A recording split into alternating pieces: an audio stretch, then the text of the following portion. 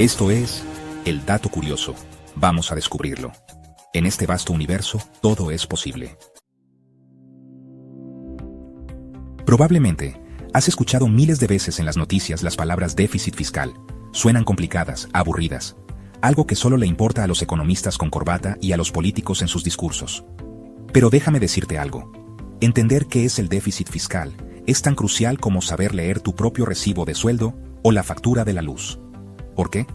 Porque cuando un gobierno gasta más dinero del que recauda a través de los impuestos, se crea un agujero en sus cuentas. Y la forma más fácil y tentadora que tienen los políticos para tapar ese agujero es, simplemente, encender la máquina de imprimir billetes. Es una solución que parece mágica, pero que tiene una consecuencia directa y devastadora sobre tu vida diaria: la inflación.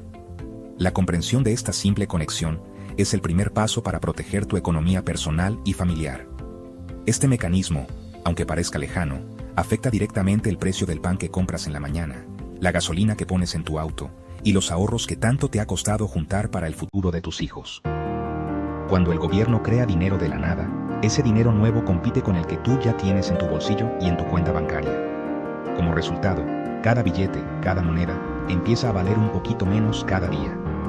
Es una especie de impuesto oculto, el más injusto de todos, porque castiga por igual al trabajador, al jubilado y al pequeño ahorrador, sin ninguna ley que lo apruebe en el Congreso. Por eso, que la ciudadanía comprenda la importancia de controlar el déficit fiscal no es un capricho académico, es una necesidad fundamental para la supervivencia económica de la sociedad. La relación entre el déficit y la emisión monetaria es el secreto a voces del poder político. Un gobierno con la capacidad de imprimir dinero a voluntad tiene en sus manos una herramienta potentísima para controlar la economía y, a través de ella, la vida de las personas. Puede financiar proyectos faraónicos sin tener los recursos, puede repartir subsidios para ganar popularidad antes de una elección, o puede simplemente cubrir su propia ineficiencia administrativa.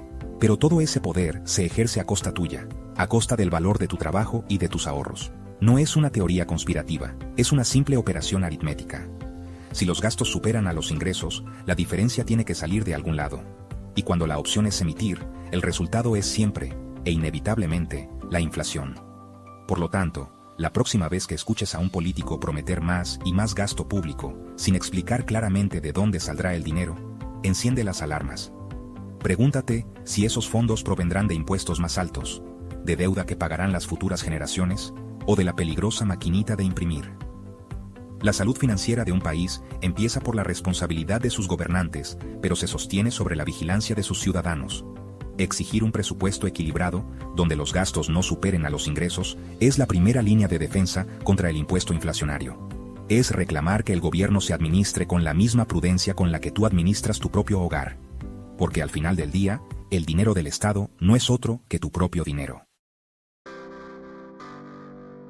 Vamos a decirlo de una vez, de forma clara y contundente, para que no quede ninguna duda: la inflación es, siempre y en todo lugar, un fenómeno monetario. Esta frase, acuñada por el Premio Nobel de Economía Milton Friedman, resume una verdad tan simple como poderosa.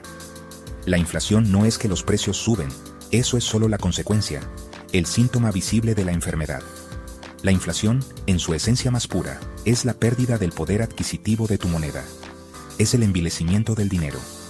Y su única causa, es que la cantidad de dinero en circulación crece mucho más rápido que la cantidad de bienes y servicios que se pueden comprar con él. Es así de sencillo. Imagina que estás en una pequeña isla donde solo hay 100 manzanas y 100 monedas de $1. Lógicamente, cada manzana costará $1.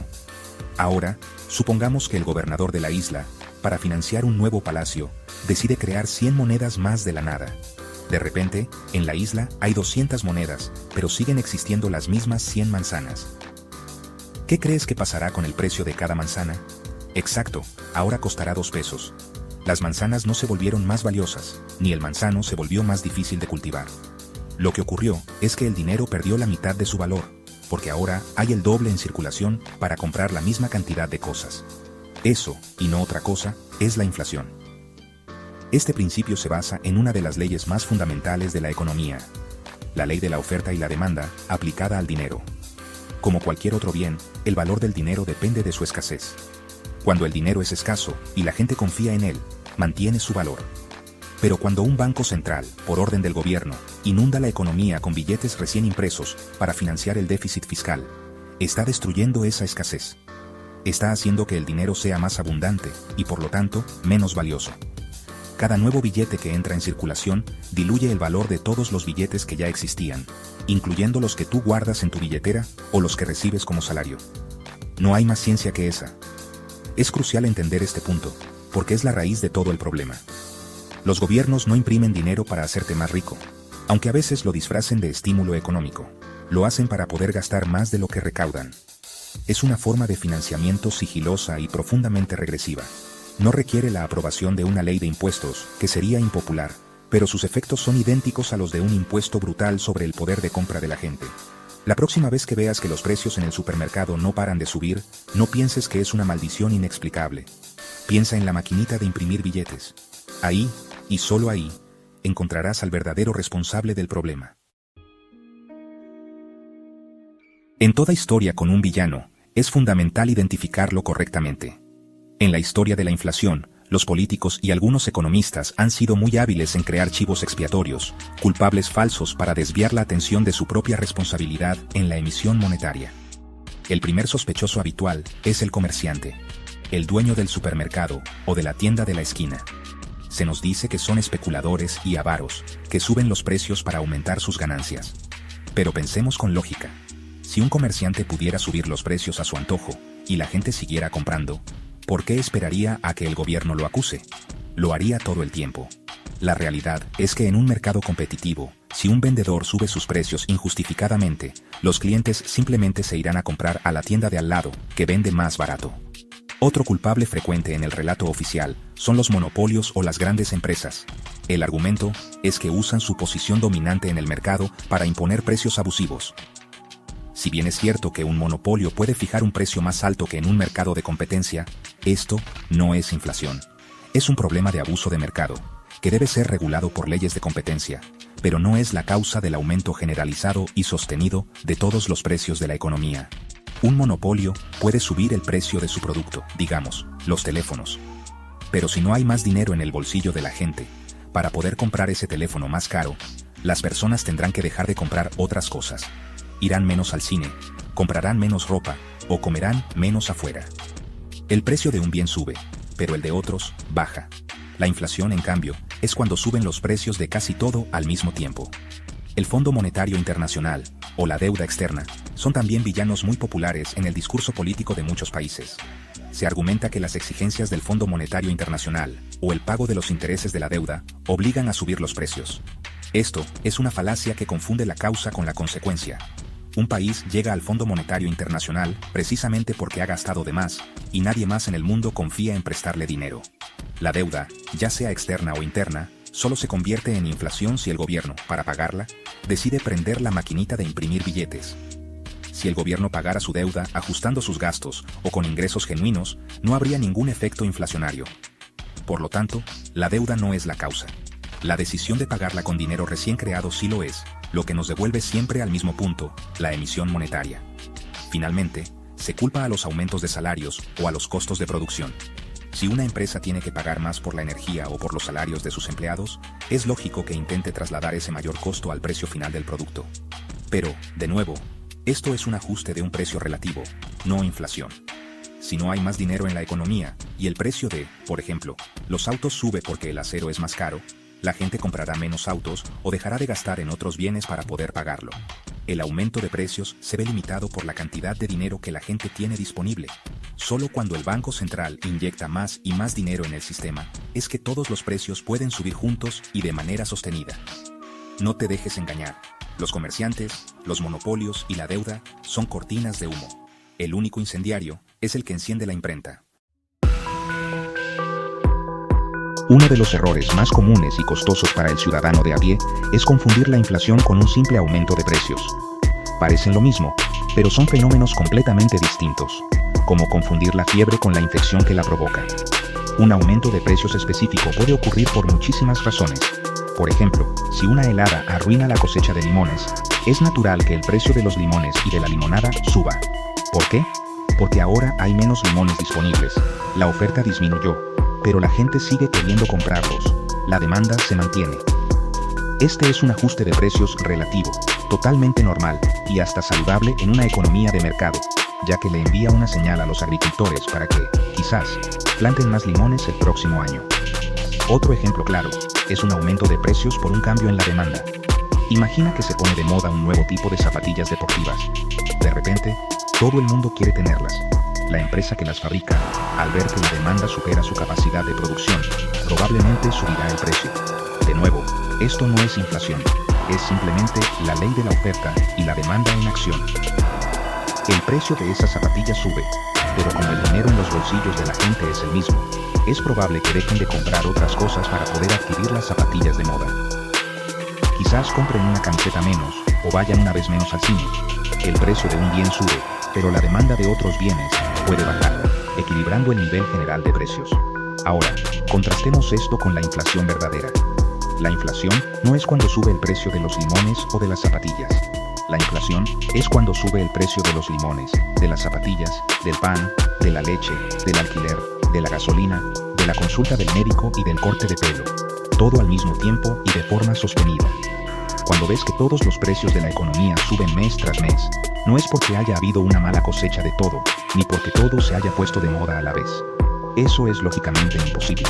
La única explicación plausible para un aumento generalizado y persistente de los precios es que el metro con el que se miden todos esos bienes y servicios, es decir, el dinero, se ha encogido. Cada unidad de tu moneda compra menos cosas que antes. Entender esta diferencia es liberador. Te permite dejar de buscar culpables donde no los hay y enfocar el problema en su verdadera raíz. No es el agricultor de limones el que te está empobreciendo, ni el dueño de la fábrica de zapatillas. El que te está empobreciendo es el gobierno que, al imprimir dinero sin respaldo para financiar su exceso de gasto, destruye sistemáticamente el valor de tu moneda. La subida de precios es solo el síntoma, la fiebre que te avisa que algo anda mal. La enfermedad, la verdadera infección que corroe tu poder de compra, se llama inflación, y su única causa es la emisión monetaria.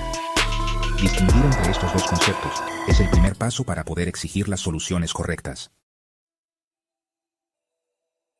Mucha gente se pregunta cómo es exactamente que la emisión de dinero se traduce en precios más altos. No es un acto de magia negra, sino un proceso económico bastante predecible, aunque sus efectos no sean inmediatos. Imagina que el gobierno tiene un déficit fiscal de 1.000 millones de pesos. No quiere subir los impuestos, ni puede pedir más préstamos. Así que le pide un adelanto transitorio al Banco Central. El Banco Central, que en la mayoría de los países no es verdaderamente independiente, simplemente hace una anotación contable, crea 1.000 millones de pesos de la nada y se los transfiere al Tesoro Nacional. Ese dinero no existía un segundo antes. No hay nuevas riquezas, ni más oro, ni más producción que lo respalde. Es dinero inorgánico. Con esos 1.000 millones frescos en sus arcas, el gobierno empieza a gastar. Paga salarios a empleados públicos, otorga subsidios, compra insumos para ministerios o financia obras públicas. Las personas y empresas que reciben este dinero nuevo, empleados, beneficiarios de planes, proveedores del Estado, de repente, tienen más poder de compra. Salen a la calle a gastarlo, compran más comida, más ropa, cambian el celular. Al principio, esto puede generar una sensación de euforia, de reactivación económica. Los comerciantes venden más y están contentos. Pero aquí empieza el problema. La cantidad de bienes y servicios en la economía no ha aumentado. Sigue habiendo la misma cantidad de kilos de carne, los mismos pares de zapatos y los mismos celulares en las tiendas. Ahora tenemos a más gente, con más dinero en la mano, persiguiendo la misma cantidad de productos. ¿Qué hacen los comerciantes al ver que la demanda se dispara y sus estanterías se vacían más rápido de lo normal? Naturalmente, suben los precios. No lo hacen por maldad, sino como respuesta a una señal clara del mercado. Hay más demanda que oferta. El primer efecto de la emisión monetaria es, por tanto, un aumento de la demanda que, al chocar contra una oferta que no puede responder con la misma velocidad, genera una subida de precios. Este proceso no ocurre de un día para otro. El dinero recién creado tarda en circular por toda la economía, pasando de mano en mano. Y cada vez que cambia de mano, presiona un poco más los precios hacia arriba. Este es el mecanismo fundamental. La emisión monetaria es como echarle agua a la sopa para que rinda más. Al principio parece que tienes más sopa, pero en realidad solo tienes una sopa más aguada y con menos sabor. De la misma manera, al imprimir más billetes, el gobierno no crea más riqueza, solo crea más unidades monetarias que representan la misma riqueza de antes. Cada billete, por tanto, vale menos. Es una estafa a gran escala, porque los primeros que reciben el dinero nuevo, el gobierno y sus contratistas, pueden gastarlo a los precios viejos, antes de que estos empiecen a subir. Los últimos en recibirlo, como los jubilados o los asalariados del sector privado, se encuentran con que cuando el dinero llega a sus manos, los precios ya han subido y su poder de compra se ha licuado. Sección 6. Precios en un mundo ideal y en uno no tan ideal. Para entender por qué los comerciantes no son los culpables de la inflación, es útil visualizar cómo se forman los precios en un mercado. Pensemos primero en un mundo ideal, lo que los economistas llaman competencia perfecta. Imagina una calle larga, con muchísimas panaderías, todas vendiendo un pan muy similar. Si una de esas panaderías, llamémosla Panadería A, decide de repente duplicar el precio de su pan, ¿qué sucedería? Los clientes, al ver el nuevo precio, simplemente caminarían unos metros hasta la Panadería B o la Panadería C, que siguen vendiendo el pan al precio de mercado. La Panadería A no vendería nada, y pronto se vería obligada a bajar su precio de nuevo o a cerrar. En un mercado competitivo, ningún vendedor individual tiene el poder de fijar el precio. El precio lo fija la interacción de todos los compradores y todos los vendedores. En este escenario de competencia, el comerciante es un tomador de precios, no un formador de precios. Su margen de ganancia es estrecho y depende de su eficiencia. Comprar bien la harina, optimizar el uso del horno, gestionar bien a su personal. Si quiere ganar más dinero, su mejor estrategia no es subir el precio, sino intentar vender más pan que la competencia, quizás ofreciendo un producto ligeramente mejor o un servicio más amable. Este modelo, aunque idealizado, se parece mucho a lo que ocurre en la mayoría de los mercados de bienes de consumo, como alimentos, ropa o tecnología. La competencia entre empresas es feroz y limita la capacidad de cualquiera de ellas para imponer precios abusivos de forma sostenida. Por eso, culparlos por la inflación es no entender cómo funcionan los mercados. Ahora, pasemos a un mundo no tan ideal, el del monopolio. Un monopolio existe cuando una sola empresa controla la totalidad o la gran mayoría de la oferta de un producto o servicio sin sustitutos cercanos. Pensemos en la única empresa que provee de agua potable a una ciudad. Esta empresa sí tiene poder para fijar precios, porque los clientes no tienen la opción de ir a comprarle agua a la competencia. Si el monopolio decide subir la tarifa del agua, la mayoría de la gente tendrá que pagarla, porque el agua es indispensable. ¿Es esto inflación? No. Es un abuso de poder de mercado. El precio de un bien específico, el agua, sube, y esto obliga a los consumidores a reorganizar su presupuesto. Tendrán menos dinero disponible para otros gastos, lo que podría incluso hacer que otros precios bajen. El punto clave es que ni en competencia perfecta ni en monopolio, los empresarios pueden generar inflación por sí solos. La inflación es un aumento sostenido del nivel general de todos los precios. Para que el precio del pan, del agua, de los autos y de los alquileres suban todos a la vez, se necesita un lubricante, un combustible que lo haga posible, más dinero en la economía. Cuando el gobierno imprime billetes, le da a la gente más poder de compra nominal. Entonces, tanto el panadero competitivo como el monopolio del agua pueden subir sus precios, y la gente aún podrá pagarlos, porque hay más unidades monetarias circulando. El problema, una vez más, no está en los actores del mercado, sino en la calidad de la moneda que se ven obligados a usar. Sección 7. Argentina. El laboratorio del mundo real. Un caso de estudio. Durante décadas, Argentina fue el ejemplo perfecto de cómo la emisión monetaria para financiar un déficit fiscal crónico destruye una economía. Gobiernos de todos los colores políticos recurrieron una y otra vez a la maquinita del Banco Central para cubrir sus excesos de gasto, generando ciclos recurrentes de altísima inflación, crisis y pobreza. Sin embargo, a finales de 2023, la historia dio un giro fascinante. Asumió la presidencia Javier Milei, un economista con ideas muy claras que prometió algo radical, y que muchos consideraban imposible: terminar de una vez y para siempre con el déficit fiscal, y por ende, con la emisión monetaria como fuente de financiamiento del gobierno. Su lema era simple: no hay plata. Y lo cumplió a rajatabla. Desde el primer día, su gobierno implementó un ajuste del gasto público, de una magnitud nunca antes vista. Se eliminaron ministerios, se recortaron drásticamente las transferencias a las provincias, se paralizaron miles de obras públicas, y se redujeron subsidios a la energía y el transporte. Lo más importante, el Banco Central dejó de emitir un solo peso para financiar al Tesoro. El resultado fue un experimento económico en tiempo real, observado por el mundo entero. ¿Qué pasaría en un país adicto a la emisión cuando se le quita la droga de golpe? Los primeros meses fueron durísimos, con una recesión y un sinceramiento de precios que disparó la inflación mensual a un pico del 25.5% en diciembre de 2023, como efecto rezagado de la enorme emisión del gobierno anterior. Pero entonces, ocurrió lo que la teoría económica predecía. Sin el combustible de la emisión monetaria, el fuego inflacionario comenzó a apagarse. La inflación mensual, que parecía imparable, empezó a caer de forma sostenida. Bajó a un solo dígito a principios de 2024, y para mediados de 2025, ya se ubicaba por debajo del 2% mensual, la cifra más baja en años. La inflación anualizada, que había rozado el 300%, se desplomó a menos del 70% para finales de 2024. Un logro extraordinario. Al mismo tiempo, gracias al brutal recorte del gasto, Argentina logró algo que parecía una utopía, superávit fiscal, mes tras mes. Por primera vez en más de un siglo, el país terminó un año, el 2024, con sus cuentas en orden y sin gastar más de lo que le ingresaba. El caso argentino es una prueba empírica irrefutable.